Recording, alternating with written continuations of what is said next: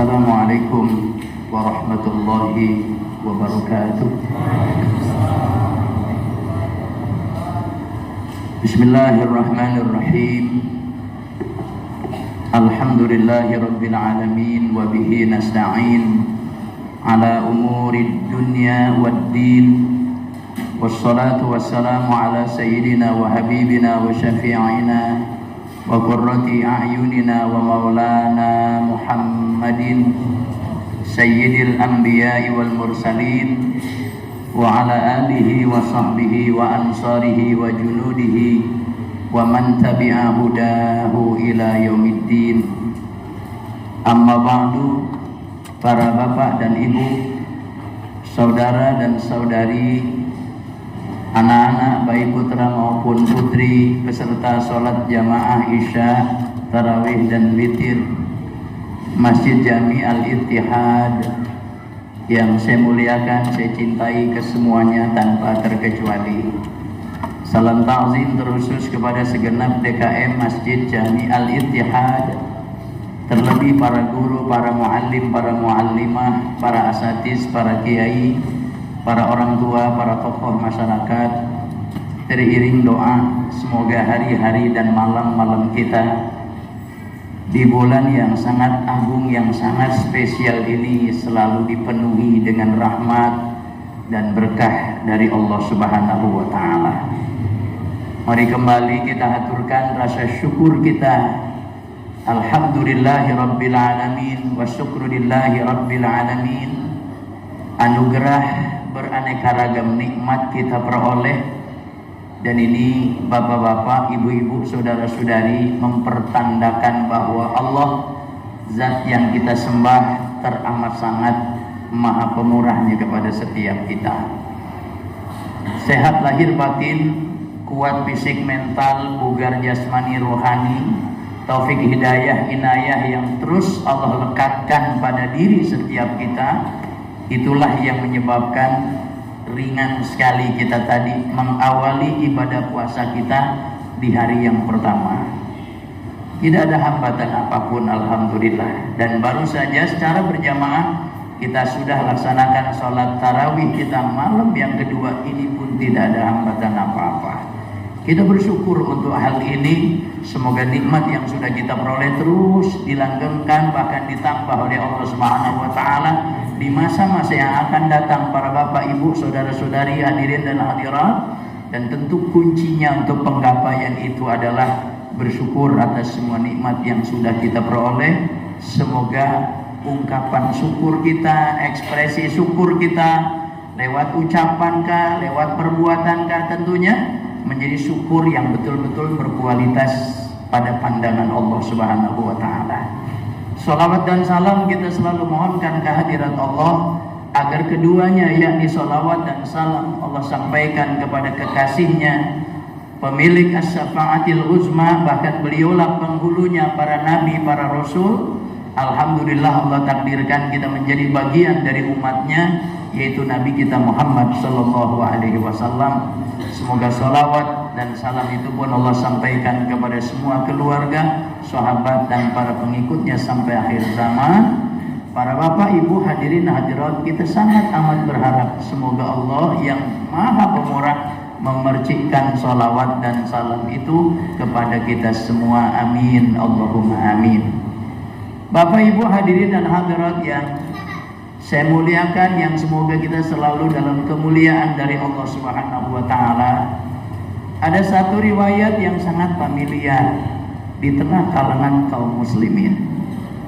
Bismillahirrahmanirrahim. Man fariha bidukhuli ramadhana harramallahu jasadahu 'alan niran. Ini familiar sekali. Sering diucapkan para asatiz, para guru, para asatidzah, sering diperdengarkan kepada kita. Kita pun sering mendengar, bahkan mungkin banyak di antara kita yang sudah hafal 100% tentang redaksi riwayat ini. Man fariha, siapa orang yang bergembira, bidukhuli ramadhana, baknya sababiyah, dengan sebab masuknya bulan Ramadan. Harramallahu jasadahu, jawab dari man, niscaya Allah haramkan jasadnya ala niran, di atas sentuhan api neraka. Dengan kata lain, orang yang gembira dengan sebab masuknya bulan Ramadan, terbebaskan dia dari sentuhan api neraka. Bapak-bapak, ibu-ibu yang saya hormati, kita telaah sedikit sesuai dengan porsi waktu yang tersedia. Masuknya bulan Ramadan ini ternyata yang bergembira ria itu banyak sekali. Manusia, bukan hanya kalangan orang-orang yang beriman saja yang gembira masuknya bulan Ramadan. Para pegiat bisnis, para pelaku ekonomi, pemilik mal-mal besar di kota-kota besar di negeri kita ini, notabene kebanyakan dari mereka itu, pemilik mal-mal tadi, pengelola pusat-pusat perbelanjaan itu justru bukan kaum muslimin. Ini mudah-mudahan saya salah nih asumsinya nih.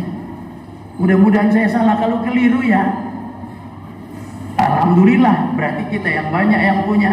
Tapi seandainya apa yang saya sampaikan tadi benar, mereka bergembira. Kenapa? Karena omset mereka akan besar, produk mereka akan laku keras, segala macam yang mereka produksi ketika dilempar ke pasar, maka kaum muslimin, Masya Allah, mereka bukan sekedar memberikan atensi, tetapi daya beli mereka di bulan Ramadan ini melipat, sehingga bapak-bapak, ibu-ibu, profit para pengusaha tadi naik berlipat-lipat kali.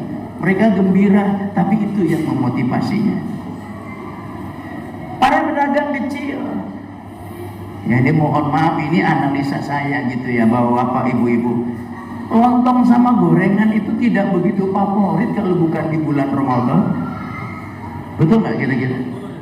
Tapi begitu bulan Ramadan, bapak ibu, saya kebetulan tadi ini nganterin istri karena ada ibu mertua yang harus saya persiapkan buka puasanya. Keluar pak, itu kurang lebih 4:30. Masya Allah, macet. Pedagang-pedagang lontong, gorengan, pokoknya yang untuk berbuka puasa itu dikerubuti begitu banyak calon pembeli. Mereka girang. Ya mudah-mudahan orientasi mereka bukan profit, mudah-mudahan. Karena yang dagang banyak juga saya kenal di antara mereka orang-orang yang rajin beribadah. Tetapi ketika kemudian orientasinya adalah profit, ekonomi, bapak-bapak, ibu-ibu yang saya hormati, merekakah yang dimaksud dengan riwayat tadi? Man fariha bidukhuli Ramadhana harramallahu jasadahu 'alan nar. Sebuah pertanyaan yang layak untuk kita renungkan jawabannya. Tetapi saya ingin menggiring opini kita, dan ini bukan intervensi bapak-bapak ibu sekalian yang saya hormati. Kita terima riwayat ini, katakanlah begitu apa adanya. Siapa orang yang bersukacita, bergembira ria dengan masuknya bulan suci Ramadan, niscaya jasadnya akan diharamkan dari api neraka, bebas yang bersangkutan dari api neraka.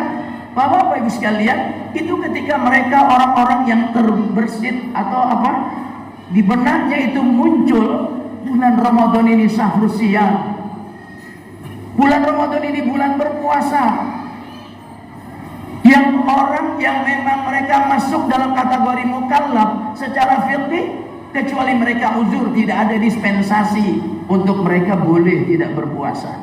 Sehingga ini memotivasi mereka, ya Allah, kembali Engkau pertemukan kami dengan bulan Ramadan, bulan yang kami bisa melatih diri untuk mengendalikan hawa nafsu yang paling dahsyat. Efek negatifnya ketika hawa nafsu diperturutkan dan tidak berusaha untuk dikendalikan.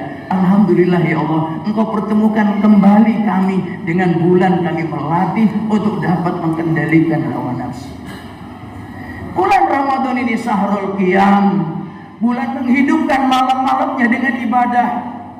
Bahkan Nabi SAW bersabda, bukan sebatas man shoma ramadhana imanan wa ihtisaban ghufira lahu ma taqaddama min dzambih, tapi pun Nabi bersabda, man qama ramadhana imanan wa ihtisaban ghufira lahu ma taqaddama min dzambih. Siapa orang yang menghidupkan malam-malam Ramadan, dasarnya iman, motivasinya semata mencari ridha Allah, niscaya dosanya yang lalu diampuni oleh Allah Subhanahu wa taala. Al-Imam An-Nawawi, pensarah kitab Sahih Muslim, ketika beliau mengomentari hadis man qama ramadhana imanan wa ihtisaban ghufira lahu ma taqaddama min dzambi, yang dimaksud mereka yang menghidupkan malam-malam Ramadan dengan salat tarawih, dasarnya iman, motivasinya mencari ridha Allah, dosanya yang lalu diampuni oleh Allah Subhanahu wa taala. Bapak ibu sekalian, ini yang ada di dalam benak mereka. Syahrul Ramadan syahrul siyam, syahrul Ramadan syahrul qiyam, syahrul Ramadan syahrul tilawatil Quran. Bulan Ramadan adalah bulan Nabi sendiri, Nabi kita sallallahu alaihi wasallam itu membaca Al-Quranul Karim, malaikat Jibril menyimaknya ayat demi ayat, selesai satu surat, surat demi surat selesai 114 surat.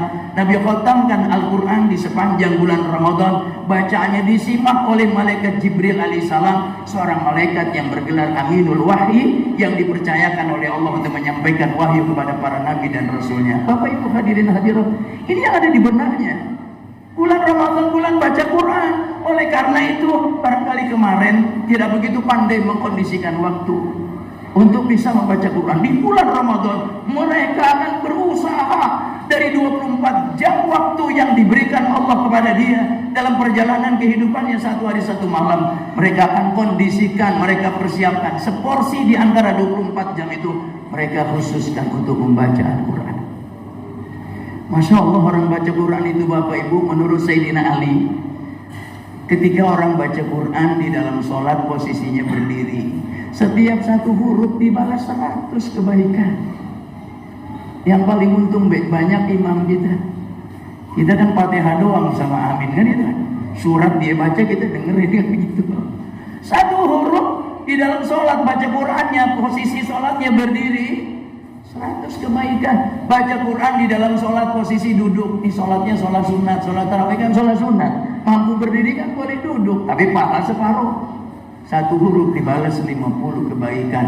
Baca Quran di luar sholat dalam keadaan punya wudhu, satu huruf dibalas 25 kebaikan. Baca Quran di luar sholat tidak punya wudhu, jangan lupa baca Quran.